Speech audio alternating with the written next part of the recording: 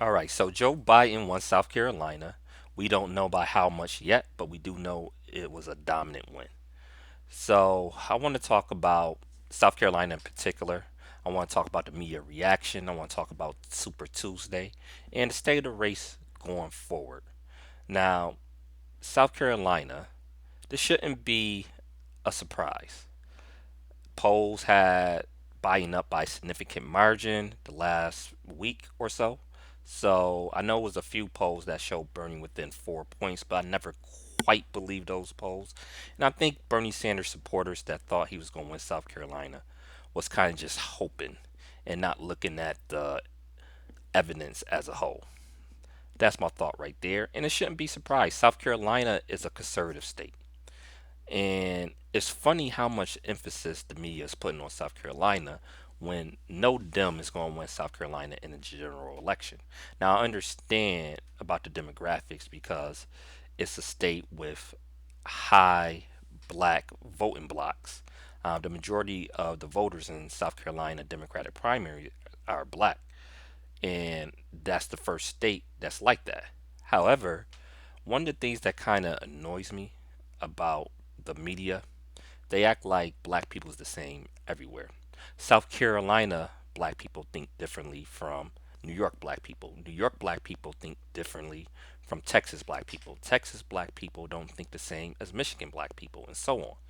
Now, a lot of times we do vote in blocks, partly because the Republicans, especially in general elections, Republicans oftentimes run straight up white supremacists. So, yes, oftentimes we do vote in blocks, but that doesn't mean that we have universal thoughts. So, I wouldn't take these numbers of South Carolina and automatically assume Biden's going to get the same black percentage in Pennsylvania, per se, just picking a random state. Because even last week in Nevada, Nevada is not a majority black state, but it have about 10% black population, which is a little bit less than national average, but it's not too bad. It's not like Iowa, it's not like New Hampshire. And in Nevada, Biden still won the black vote, but was nowhere near as much as he's going to win in South Carolina by. So in Nevada, he had 39% of the black vote. Bernie had about 27. So this is something we got to watch going forward. I think Biden most likely will win the black vote in the majority of states, even though a poll came out this week that had Bernie winning among black voters nationally. We'll see how that goes going forward, especially after this win in South Carolina, because this might give Biden a little bit of momentum. And the fact that he was Barack Obama vice president, I think holds a lot of weight to a lot of people. It holds zero weight to me because I think too often we worry about symbolism and we don't look at actual policy. Because to me, if you look at Biden record on black issues, is really not that good. Is is pretty bad actually. I do give him credit. I know he got caught lying about getting arrested in South Africa, which is, I don't know why he would tell that lie, but during that time, I give Biden credit because he actually was against apartheid. So I do want to make sure that he get his credit on that. And that was while the Reagan and Bush government in the 80s and early 90s was supporting the South African regime. Biden was one of the senators that was against it, so he get credit with that. But he also got to take blame with being one of the main pushers of the war on drugs. He was a big supporter on the war on drugs. He was the author of the crime bill, so he have to take that too. You know, and I still don't think he's for legalizing marijuana to this very day. To this very day, or if he is, he must have just changed that position. But last statement I heard from him about legalizing marijuana a few months ago was he still was kind of unsure. What you unsure about? It's ridiculous.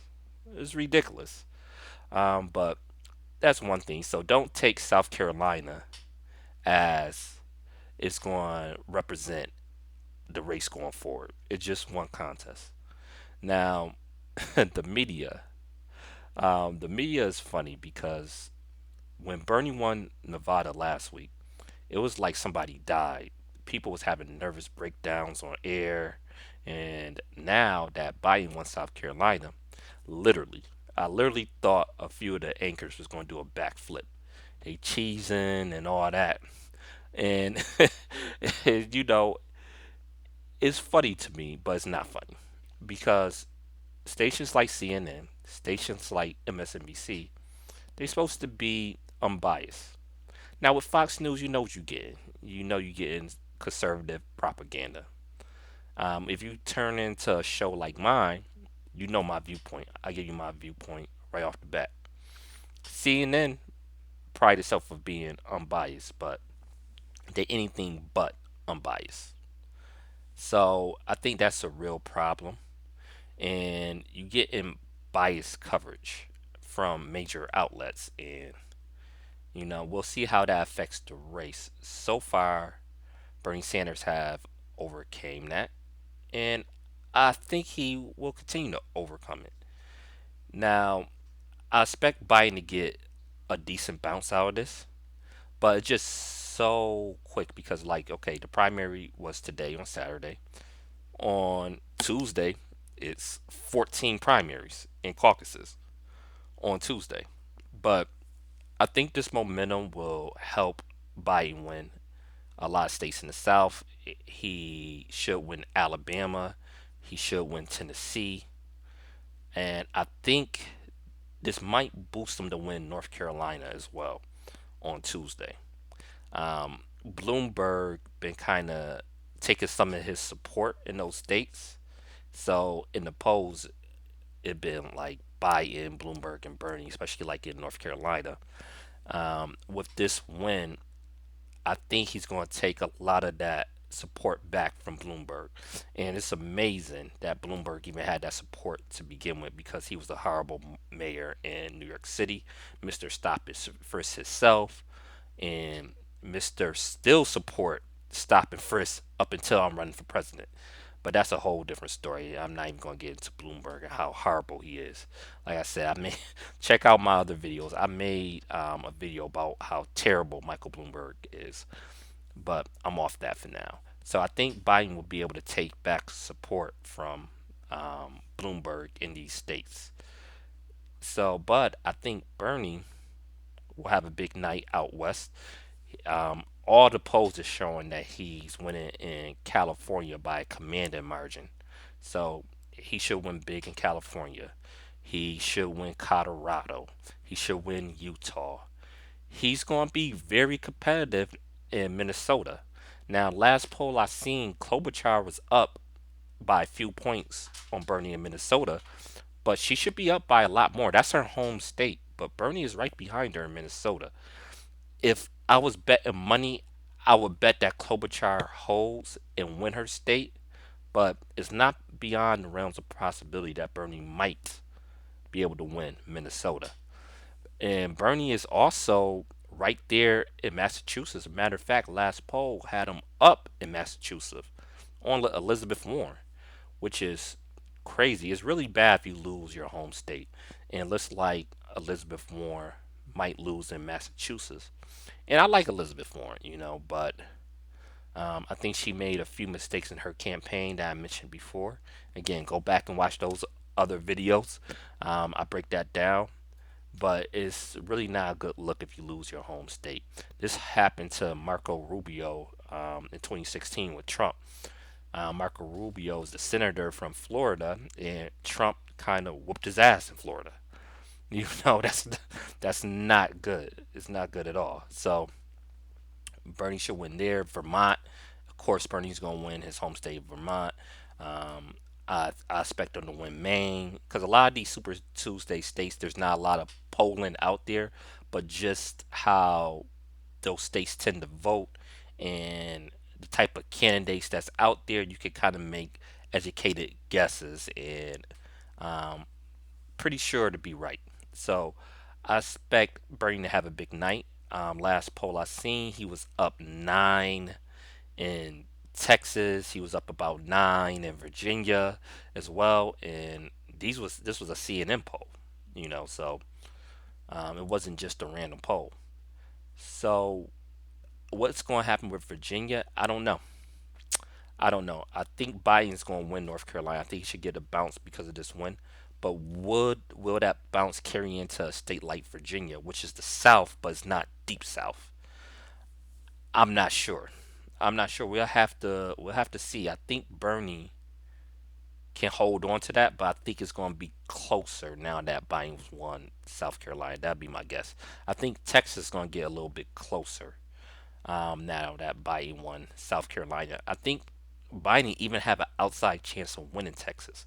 Now, if I was betting, I would still say Bernie because he has strong Latino support. But the Latino support in Texas is different than Nevada.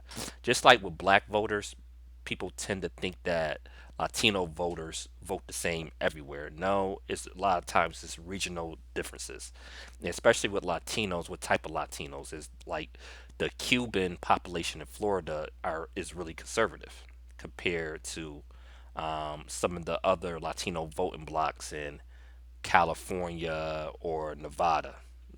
So it's a lot of that's what you gotta look at. So what's going to happen on Super Tuesday? I expect Biden to have a good night. I expect Bernie to have an even better night. Bernie have a chance. I think it's about 14 states that's going to have the primary and caucuses. I think Bernie have a chance to win 8 or 9 of those states legitimately. Legitimately.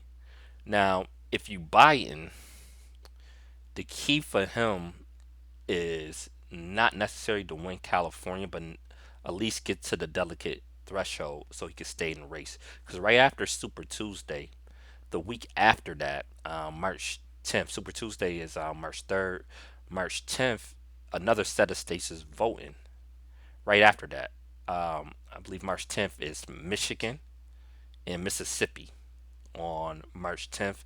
And then a week after that, you have Ohio, Illinois, Missouri is voting on March 17th. So this month, by the end of March, we should have a pretty good idea who's going to be a Democratic nominee. If I'm betting, Bernie should win the majority of these states, in my opinion. But it's not a slam dunk. This is why I was telling Bernie supporters, like, don't get overconfident because there's still a path for Biden. I know he's running low on money, but I expect him to get flooded with money. I know he haven't been campaigning Super Tuesday like that, but I think he even without campaigning because Bloomberg had those horrible debate showings, and now that he actually won a primary for the first time in like 32 years, he could win.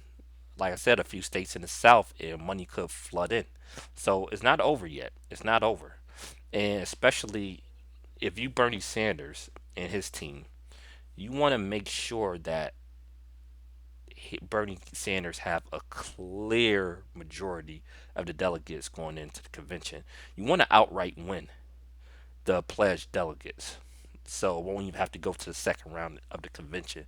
Because if it goes to the second round, if it's close, they're not going to give Bernie the nomination. And what that's and if they do that, the party going to splinter. Trump is going to get elected another 4 years, which would be a disaster because we already on the verge of destruction right now, and I'm not overstating it. We have the courts are dominated with right wing fanatics, some outright white supremacist judges that he's been nominating in the lower courts, not just the Supreme Court. These are things that people are not looking at. And on the Supreme Court, what Ruth Bader Ginsburg is in her 90s. I mean, if she's out and he replaced her with a conservative judge, I mean, would it be? It'd be three liberal judges out of the nine if that happens. I mean, it's gonna be bad. And where are we gonna make that up?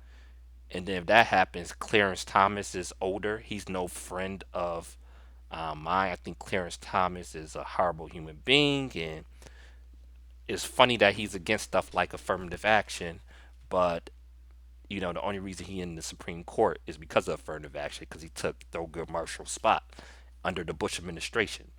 He would have never got nominated if it wasn't for that, but that's a whole other story. But he's older. He could be retiring in a few years. That's a chance to make some gains on the Supreme Court, but it's not going to happen if Trump is not defeated. There's so much stuff that's up for grab. Healthcare. Um, you know, it's been millions of people that lost their healthcare coverage since Trump became president. He's not even marketing the ACA with the exchanges and the marketplaces. It just he got rid of the individual mandate. So it's a lot. It's state. It's a lot of state. I think Bernie is the best choice. So if he wins the nomination, whoever went get the most delegates should be the nominee. So hopefully the Democratic Party don't shoot themselves in the foot, but we'll see. We'll see going forward. But thanks for because my cat is doing some stupid stuff right now. So I guess that's a sign for me to get off this video, and I'm gonna have to check a few cats literally because they up there playing around and stuff. But thanks for tuning in. Don't forget to subscribe, share the video. We're trying to grow the channel because I'm giving y'all unique political coverage, um, kind of merging the lanes of progressive, but also talking about specific black issues. I got a few series coming for y'all. Definitely stay tuned. Y'all gonna like this channel. Thanks once again. Click that notification bell. Peace.